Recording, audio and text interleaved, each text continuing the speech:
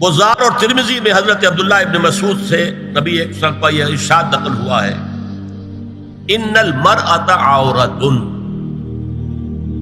عورت چھپا کر رکھنے کی چیز ہے۔ ان المرأۃ عورۃ فاذا خرجت، جب وہ گھر سے نکلتی ہے، استشرفها شیطان، اب شیطان جو ہے اس کو تاک میں رکھتا ہے۔ واقرب ما تکون بروحۃ ربها وهي فی قعر بیتها، وہ اپنے رب کی رحمت سے قریب ترین ہوتی ہے جبکہ اپنے گھر کے بھی کسی اندرونی حصے۔ اسی لیے فرمایا مردوں کے لیے مسجد میں نماز افضل 28 گنا، اور عورت کے لیے گھر کی نماز مسجد سے افضل، گھر کے صحن کی مسجد سے افضل، دالان کی صحن سے افضل، کمرے میں اس سے افضل، اور کمرے کی کوئی بغلی کوٹھڑی ہے تو اس میں سب سے افضل۔ یہ احادیث نبی اکرم صلی اللہ علیہ وسلم۔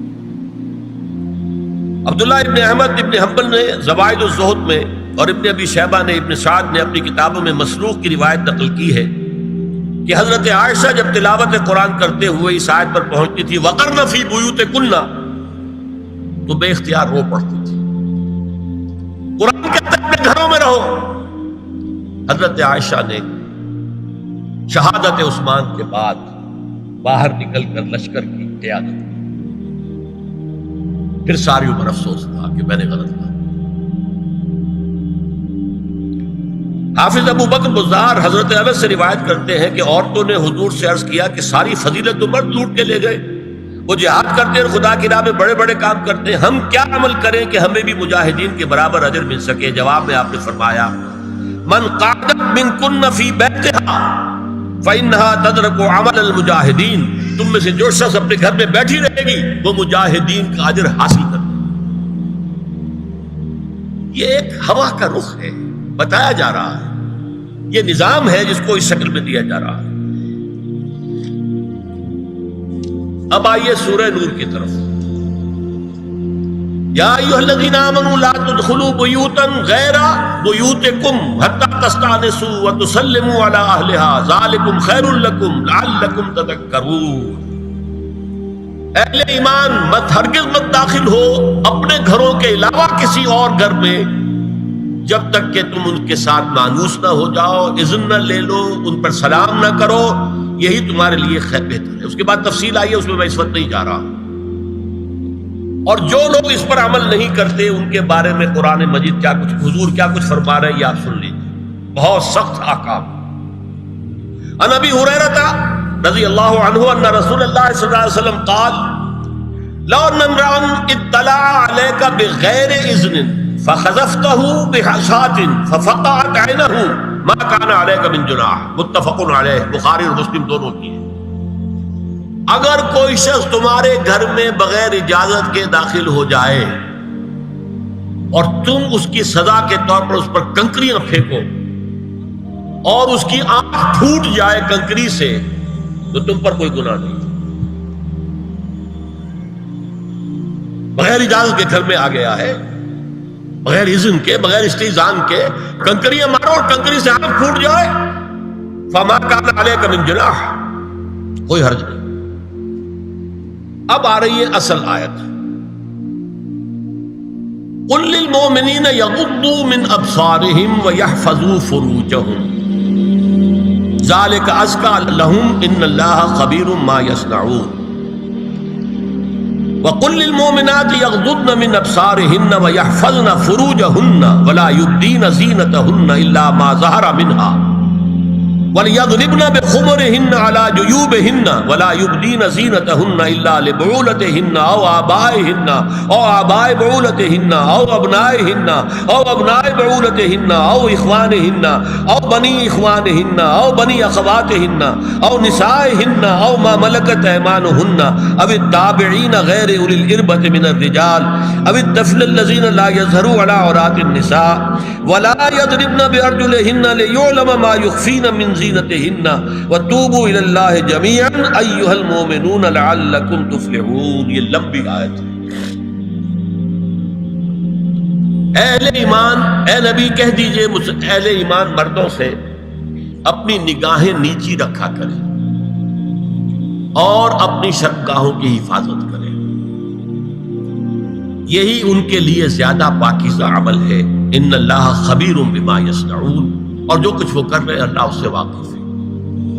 وَقُلْ لِلْمُؤْمِنَاتِ يَغْضُضْنَ مِنْ أَبْصَارِهِنَّ، اور مومن عورتوں سے بھی کہہ دیجئے کہ وہ اپنی نگاہیں جو ہے نیچی رکھا کریں، وَيَحْفَظْنَ فُرُوجَهُنَّ، اپنی شرمگاہوں کی حفاظت کریں، وَلَا يُبْدِينَ زِينَتَهُنَّ إِلَّا مَا ظَهَرَ مِنْهَا، اور اپنی زینت کو ظاہر نہ کیا کریں سوائے اس کے کہ جو بالکل ظاہر ہو جائے۔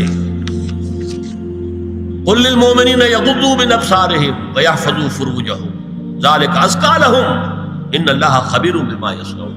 نوٹ کر لیجئے کہ یہ کہاں ہو رہا ہے؟ گھر میں داخلے کے بعد۔ گھر میں داخلہ اجازت سے، اور داخلہ ہوگا صرف محرموں کا، گھر کے اندر جو ہے وہ نامحرم تو نہیں آئے گا۔ یہ میں آگے بیان کر رہا ہوں۔ وَقُلْ لِلْمُؤْمِنَاتِ يَغْضُضْنَ مِنْ أَبْصَارِهِنَّ وَيَحْفَظْنَ مِنْ فُرُوجِهِنَّ، اور کہہ دیجئے مومن عورتوں سے بھی کہ وہ بھی اپنی نگاہیں جھکا کر رکھیں اور اپنی شرمگاہوں کی حفاظت کریں۔ وَلَا يُبْدِينَ زِينَتَهُنَّ إِلَّا مَا ظَهَرَ مِنْهَا، محرموں سے پردہ کیا ہے؟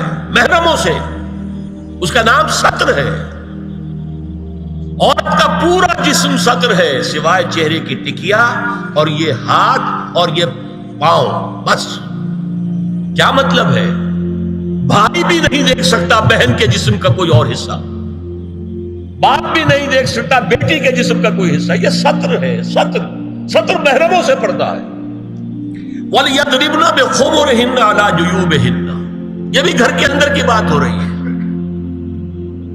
کیونکہ میں پہلے بتا چکا ہوں جلباب ہوتا تھا جب گھر سے باہر نکلتی تھی عورت، تو وہ اپنی چادر لپیٹتی تھی اپنے گرد، چہرہ نہیں ڈھانپتی تھی، صرف چہرے کا حکم دیا گیا اس کے ضمن میں۔ وہ سورہ احزاب کی آیت ہے، وہ رہ گئی، وہ میں بیان کروں گا۔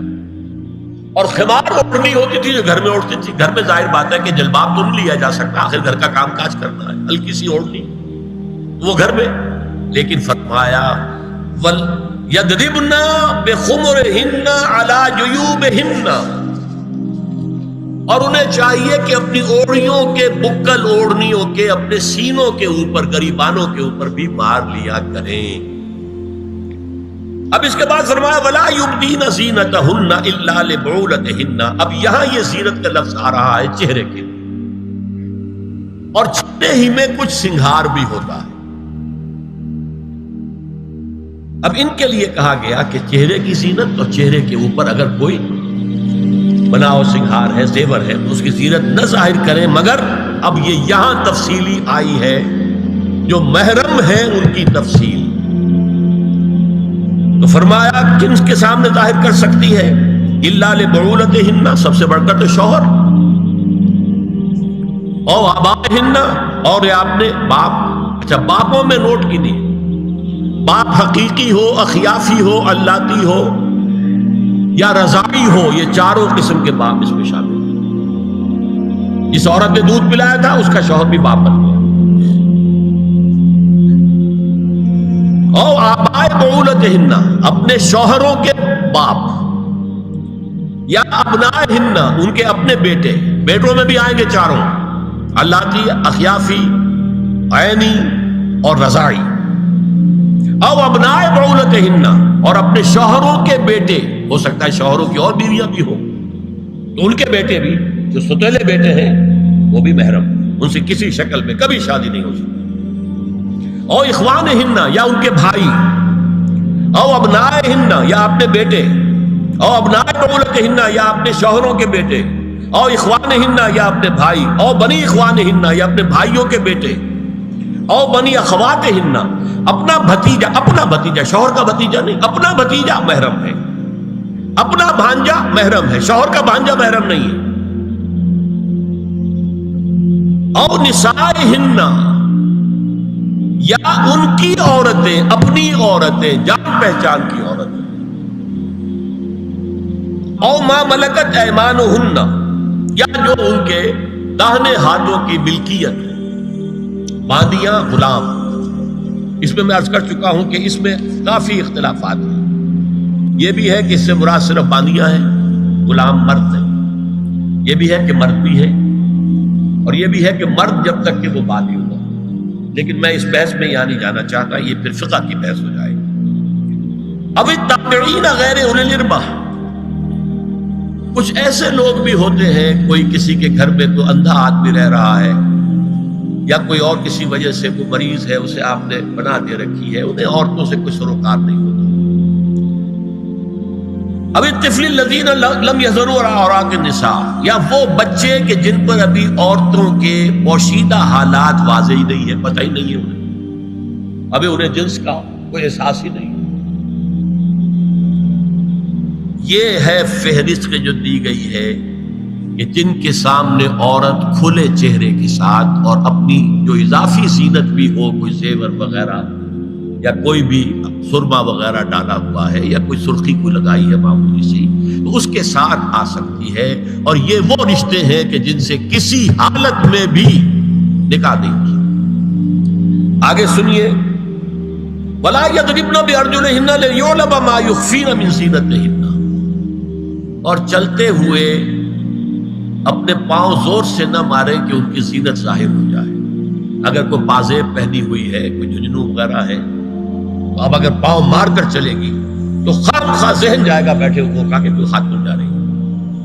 یہاں تک اس کے علاوہ یہ بھی ہے، تعطر کے بارے میں فرمایا ہے کہ اگر عطر لگا کر کوئی عورت گھر سے نکلی ہے، اذا استعارت المرأة فمرت على القوم ليجدوا ريحها فهي كذا وكذا قال قولا شديدا۔ اس ابو داؤد کی روایت ہے، حضور نے فرمایا جب کوئی عورت عطر لگا کر، خوشبو لگا کر نکلتی ہے کہ لوگ اس کی خوشبو سونگیں یا اس کو اوپر مطلع ہو جائیں تو ایسی ہے ایسی ہے، بہت سخت الفاظ حضور نے استعمال کیے کہ جس کو راوی نے نقل نہیں کیا۔ عورت کے لیے خوشبو، عورت کی آواز کا پردہ ہے۔ اب دیکھیے کس حد تک نماز میں اس وقت عورتیں بھی شریک ہوتی تھی، اگرچہ حضور نے فرمایا مردوں کی صف بہترین سب سے آگے والی ہے اور سب سے بری صف سب سے پیچھے ہے، کیونکہ اس کے پیچھے پھر عورتوں کی صف ہوتی تھی، اور عورتوں کے لیے سب سے اچھی صف سب سے پچھلی والی ہے اور سب سے بری سب سے آگے والی ہے۔ سب سے آگے والوں کے سامنے پھر مرد ہوتے تھے، ان کی پشت ہوتی تھی۔ تو اسی طریقے سے اگر غلطی کی ہے تو مرد جو ہے کہے گا سبحان اللہ، امام سے غلطی ہو گئی ہے، مرد کیا کہے گا؟ سبحان اللہ۔ عورت کیا کرے گی؟ اپنے ایک ہاتھ کے پشت پر اپنا ہاتھ مارے گی، اپنی آواز نہیں نکالنی، آواز کا پردہ۔ چھونے کا پردہ یہاں تک ہے کہ حضور نے کبھی کسی عورت سے ہاتھ نہیں ملایا، اور آپ جب بیعت بھی لیتے تھے تو بس زبانی الفاظ کہلوائے اور کہا ٹھیک ہے بیعت ہو گئی، یا ایک کپڑا پکڑا، اس کا ایک سرا اپنے ہاتھ میں دوسرا سرا اس خاتون کے ہاتھ میں، یا ایک تشت کے اندر پانی بھرا، اس میں ایک طرف اس نے انگلیاں ڈال لی اور ایک طرف حضور کی انگلیاں۔ لیکن مسافر لا اسافر النساء، ایک دفعہ ہوا بھی کہ بعض خواتین نے جب بیعت کی ہے تو پھر انہوں نے ہاتھ آگے بڑھایا مسافر کے لیے، حضور نے فرمایا انی لا اسافر النساء، میں عورتوں سے مسافرہ نہیں کرتا۔ یا ایھا النبی قل لازواجک وبناتک ونساء المؤمنین یدنین علیہن من جلابیبہن ذالک ادنی ان یعرفن فلا یؤذین وکان اللہ غفورا رحیما۔ اے نبی صلی اللہ علیہ وسلم کہہ دیجئے اپنی بیٹیوں سے اور اپنی بیویوں سے اور مسلمانوں کی خواتین سے۔ اب دیکھیے یہ سورہ احزاب ہی میں ہو رہا ہے، شروع میں یا نساء نبی سے بات چلی، استیزان بھی صرف نبی کے گھر میں داخل نہ ہو اذن کے بغیر، آگے چل کر سورہ احزاب ہی میں عام بھی کر دیا، قل لازواجک وبناتک ونساء المؤمنین، کہہ دیجئے اپنی بیویوں سے، اپنی بیٹیوں سے اور اہل ایمان کی خواتین سے، یدنین علیہن من جلابیبہن، کہ وہ اپنے چہروں کے اوپر اپنی جلباب کو لٹکا لیا کریں، چہرہ چھپ جائے۔ اب اس کی تفسیر میں چاہتا ہوں کہ آپ کو جو مختلف مفسرین نے کی ہے وہ آپ کے سامنے میں رکھوں۔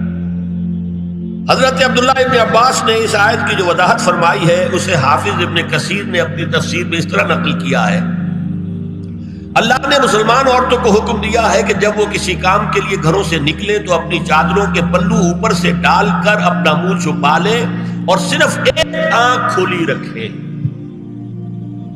دونوں آنکھیں بھی غلط ہیں۔ اور سن لیجئے، ابن جریر اور ابن منذر کی روایت ہے کہ محمد بن سیرین یہ ایک تابعی ہیں نے حضرت عبیدہ السلمانی یہ صحابی ہیں سے اس آیت کا مطلب پوچھا. انہوں نے جواب میں کچھ کہنے کی بجائے اپنی چادر کو اس طرح اوڑھا کہ پورا سر اور پیشانی اور پورا منہ ڈھانک کر صرف ایک آنکھ کھولی رکھی.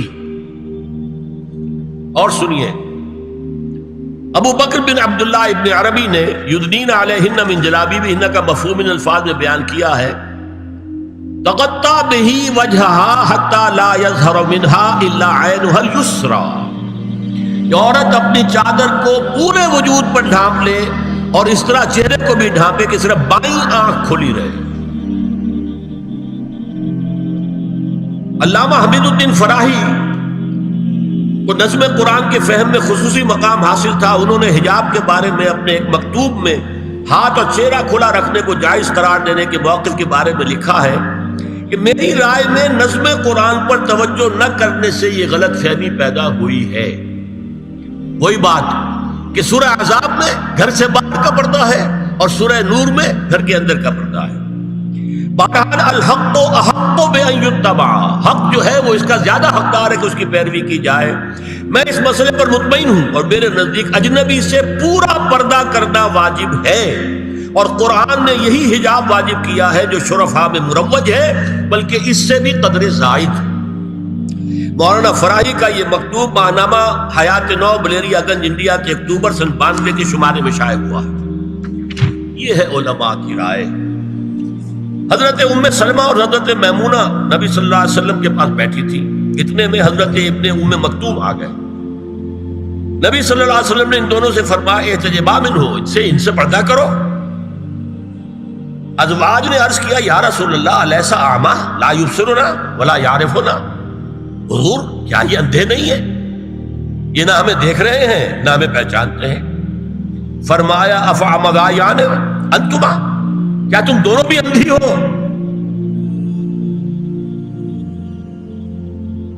الا تبصران ہی، کیا تم نہیں دیکھ رہی ان کو؟ حضرت ام سلمہ تصریح کرتی ہیں ذالک بعد ان امر بالحجاب، یہ جب حجاب کا حکم آ گیا تھا تب حضور نے پھر یہ حکم دیا. اس کی وجہ کیا تھی؟ حضرت عبداللہ ابن مکتوم کا گھر میں آنا جانا تھا. تو اگرچہ اندھے ہیں لیکن یہ کہ یہ بار بار کا آنا جانا اس سے فتنے کا ایک دروازہ کھل سکتا ہے. اس دروازے کو بند کر دیا گیا. حضرت عائشہ کے پاس ایک نابینا آیا تو انہوں نے اس سے پردہ کیا. کہا گیا کہ آپ اس سے پردہ کیوں کرتی ہیں، یہ تو آپ کو نہیں دیکھ سکتا. جواب میں حضرت ام المومنین نے فرمایا لیکنی انظر الیہ، میں تو اسے دیکھ رہی ہوں نا. اور مرد کو دیکھے.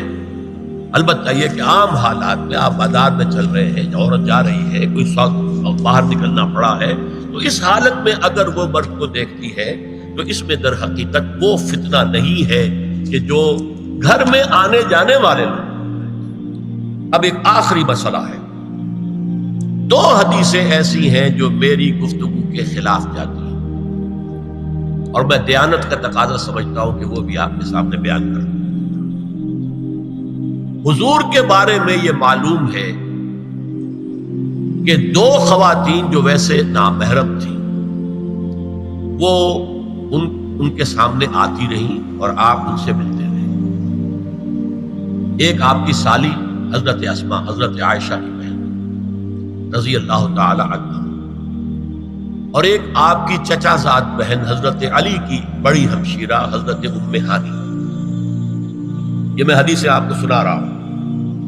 بکثرت احادیث سے ثابت ہے کہ حضرت اسماء بنت ابی بکر آپ کے سامنے ہوتی تھی اور آخر وقت تک آپ کے اور ان کے درمیان چہرے اور ہاتھوں کی حد تک کوئی پردہ نہ تھا. حجۃ الوداع نبی صلی اللہ علیہ وسلم کی وفات سے صرف چند مہینے پہلے کا واقعہ ہے اور اس وقت تک بھی یہی حالت قائم رہی. یہ ابو داؤد کتاب الحج.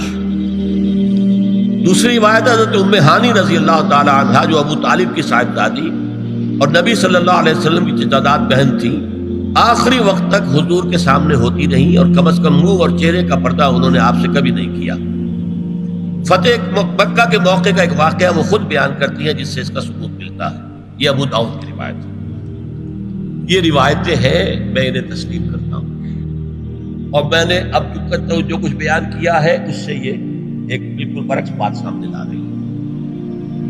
اب یہ ہے کہ یا تو ہم ان دو حدیثوں کو اصل مان کر باقی ساری حدیثیں جو ہیں ان کو ختم کریں۔